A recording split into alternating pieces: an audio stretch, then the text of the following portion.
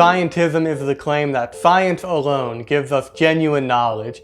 It's one of the most common objections to philosophical arguments for the existence of God, which is the context for my addressing this.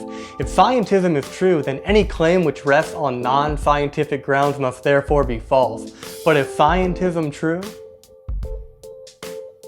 Scientism is false, and I find the best way to explain this is by using a particular in-house Christian debate as an illustration, namely the debate among Catholics and Protestants concerning a doctrine called Sola Scriptura. Sola Scriptura is a Protestant doctrine that says all true doctrine must come from Scripture, and if it's not found in Scripture, then it is therefore false. It's important to note here that I'm only using this as an illustration, and the point of this video is not really to address Sola Scriptura. It just happens to be a good analogy, and so my treatment of it here will not be as fair, nuanced, and there's going to be many details that I don't mention that are important to the debate. Compared to if I were actually trying to address the issue of Sola Scriptura, I would do it much differently. And so just keep that in mind, that the purpose of this video is not to address Sola Scriptura, but rather to use this as an illustration in order to address scientism. When it comes to the claim that all true doctrine is found in Scripture, there are two different ways we can understand this. On the one hand, the claim could be that any proposed doctrine that was not found in Scripture just so happened to be false, or at least was perceived to be false, and so by a mere matter of coincidence, it just so happens that all true doctrine is found in Scripture alone. The other way to understand this is that all true doctrine must be found in Scripture as a matter of necessity. And if anyone proposes a doctrine that is not found in Scripture, then one can reject that doctrine precisely on the grounds that it is not found in Scripture. Let's call the first view practical Sola Scriptura, and the second view principled Sola Scriptura. So if someone held to the practical view of Sola Scriptura, they would have to remain open to the evidence, and they could not simply dismiss a doctrine on the grounds that it's not found in Scripture, like they would be able to on the principled view of Sola Scriptura. So imagine a dialogue between a Catholic and a Protestant over the doctrine of purgatory, which is a Catholic doctrine. Now, let's say the Catholic makes an argument like this. You and I both agree that nothing imperfect may enter heaven. I'm sure you would also agree that you and I are not perfect. So, wouldn't it make sense if after we die, we go through some kind of stage of purification before we enter heaven? Now, for a Protestant that holds to the practical view of Sola Scriptura, they may have some problem with the argument, but they would not be able to refute it on the grounds that purgatory is not found in Scripture. And let's just grant for the sake of argument that purgatory is not found in Scripture. Whereas the Protestant that holds to the principled view of Sola Scriptura could just reject it right out the gate and say it doesn't matter what kind of argument you give, because the doctrine you're proposing is not found in Scripture, it is therefore false. And I also want to distinguish this from a different kind of objection that says purgatory would be contrary to Scripture. There would be some kind of contradiction. That would be an entirely different objection, and that's not the objection that we're addressing here. From this point on, when I refer to Sola Scriptura, I'm referring to the principled view specifically. Now, Sola Scriptura claims that all true doctrine must, as a matter of necessity, be found in Scripture. If it's not found in Scripture, it is therefore false, and you can reject it. So we have a litmus test. Found in Scripture true, not found in Scripture false. Now, Sola Scriptura is itself a doctrine, and so if it turned out that Sola Scriptura was not found anywhere in Scripture, do you think that would pose a difficulty to the one who holds to Sola Scriptura? I think it would make it downright self-defeating. Now, of course, even if it turns out that Sola Scriptura is self-defeating, it wouldn't follow from that my purgatory argument succeeds. All it would show is that you can't reject the argument on the grounds that purgatory is not found in Scripture. Again, granting for the sake of argument. Before we apply what we've learned back to our original problem, let me just say one more time that the point of this video was not to attack Sola Scriptura. And there were things that I changed in order to make it more analogous to the problem that I am trying to address, because this is just an illustration for it. So one thing is that I don't think I've ever met a Protestant that would hold to the practical view of Sola Scriptura I described. And also, the primary reason why Catholics believe in purgatory is not because of some clever argument. Again, this is just an illustration, and with all that being said, let's apply this back to our original problem. Scientism is the claim that science alone gives us genuine knowledge. And there are two different ways we can understand this. On the one hand, we could say that any claim that is not supported by science just so happened to be false, or at least is perceived to be false. And so by a mere matter of coincidence, it just so happens to turn out that science alone gives us genuine knowledge. On the other hand, we could say that, as a matter of necessity, a claim must be supported by empirical science. And if it's not supported by empirical science, then we can just reject it right out the gate, even if we know next to nothing about this claim. As long as we know that it's not supported by empirical science, we can therefore reject it precisely on those grounds. Let's call the first view practical scientism, and the second view principled scientism. So let's say I have this philosophical argument for the existence of God, and someone wants to raise the objection that this argument can't work because not only is the conclusion something that's not proven by science, but the premises that I'm using are not proven by science.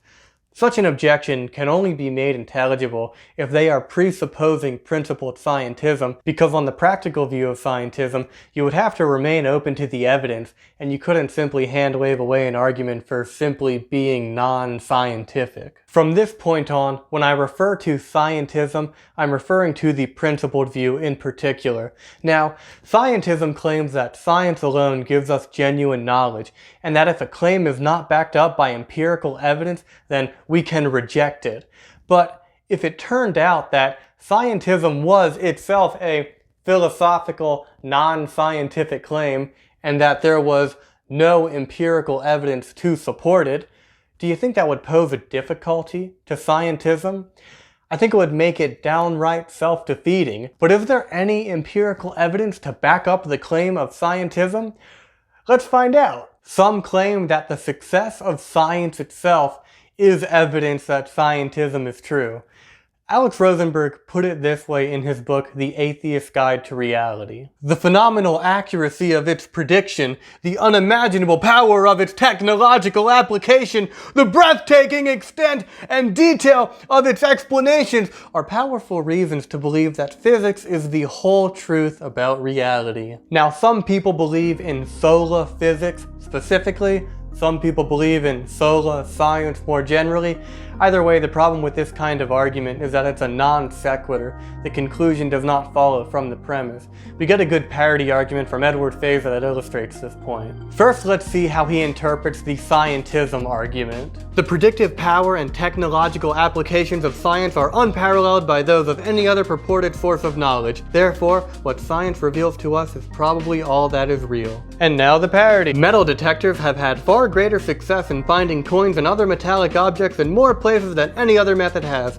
Therefore, what metal detectors reveal to us, coins and other metallic objects, is probably all that is real. The argument presupposes that all aspects of reality are susceptible to the scientific method, and it does nothing to prove this. Now, let's look at our next argument for scientism. This next one is really more of a strategy rather than an argument, and it goes something like this. They give an example of a claim that could in principle only ever be supported with empirical evidence. And then they ask you if you would accept non-empirical evidence for it, and of course the answer is no. And so they infer from this that basically all claims must be supported by empirical evidence. So to give an example, they would say, if I told you that I had a unicorn in my garage and I didn't have any empirical evidence for it, would you accept my claim? And of course you say no, and then aha, so why should I accept your claim if you're not going to give me empirical evidence? This kind of strategy can also show up in a response to blind faith, but that's a different issue entirely. What I'm talking about is when someone has presented a philosophical argument and there's an argument on the table, so it's not as if a claim is being made and there's just no support for it whatsoever. Something's on the table, but instead of saying what's wrong with that argument, they instead use this kind of strategy of, oh, well, if I made a claim like this, wouldn't you do this? And you get the idea. And so it's one of those strategies where you have to interpret the argument out of it before you can even respond to it meaningfully. And in that way, it's similar to when an atheist will ask something like, you believe that God exists? Do you also believe in Santa and the Easter Bunny? Or what about Zeus or Poseidon? Do you believe in those too? Where before you can even respond to something like that, it's like you have to interpret what claim is even being made, if any at all. So the way I would interpret this is something like this. Because we have some claims that could in principle only ever be substantiated by empirical evidence, therefore every claim whatsoever can only be substantiated by empirical evidence.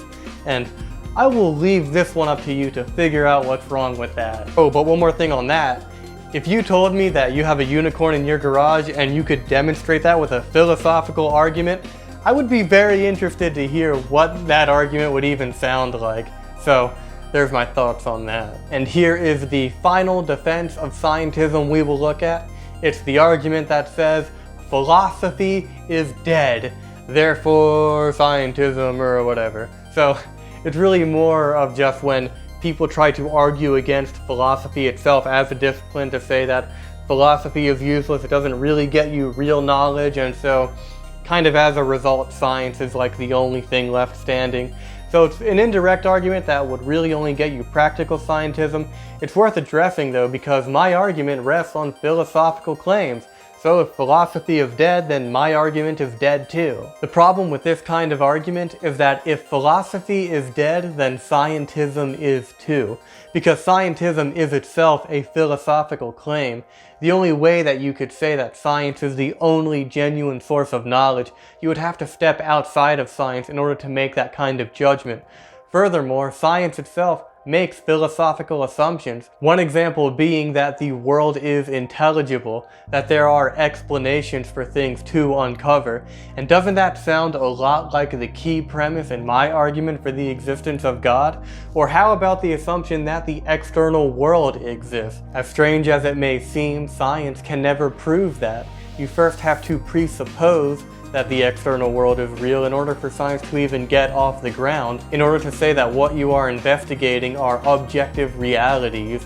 And so scientism is self-defeating, not merely because there happens to be no empirical evidence for it, but because in principle there could never be empirical evidence for it. And if there's no empirical evidence for it, and scientism says in order for something to be true, there must be empirical evidence for it, well, scientism must not be true then. Now, even if you don't agree with me to that extent, I think at the very least you should ask yourself, what empirical evidence do you have that scientism is true? Now, of course, just like in the case of Sola Scriptura, just because scientism is self-defeating, it doesn't follow from that my argument for the existence of God succeeds. All it shows is that you cannot refute the argument on the grounds that it is not scientific evidence. In order to know if the argument succeeds or fails, you would actually have to listen to the argument and make that judgment based on its own merits. It's pretty interesting how many people believe in scientism. It doesn't even pass its own litmus test, yet so many cling to it dogmatically, accusing anyone that dare challenge scientism of being anti-science. This would be as absurd as a Protestant accusing a Catholic of being anti-scripture for not accepting Sola Scriptura. But of course the problem with Sola Scriptura is not the Scriptura part, it's the Sola part. And likewise the problem with science alone is not the science part, it's the alone part. And besides, if Catholics were really anti-scripture, then that would make the title of Jimmy Akin's new book a little bit awkward. I think we would all be better off if we recognize scientism as the self-defeating, unscientific dogma that it truly is, and pry the talons of scientism from our epistemology, and with a newly opened mind, follow the evidence wherever it leads, scientific or otherwise.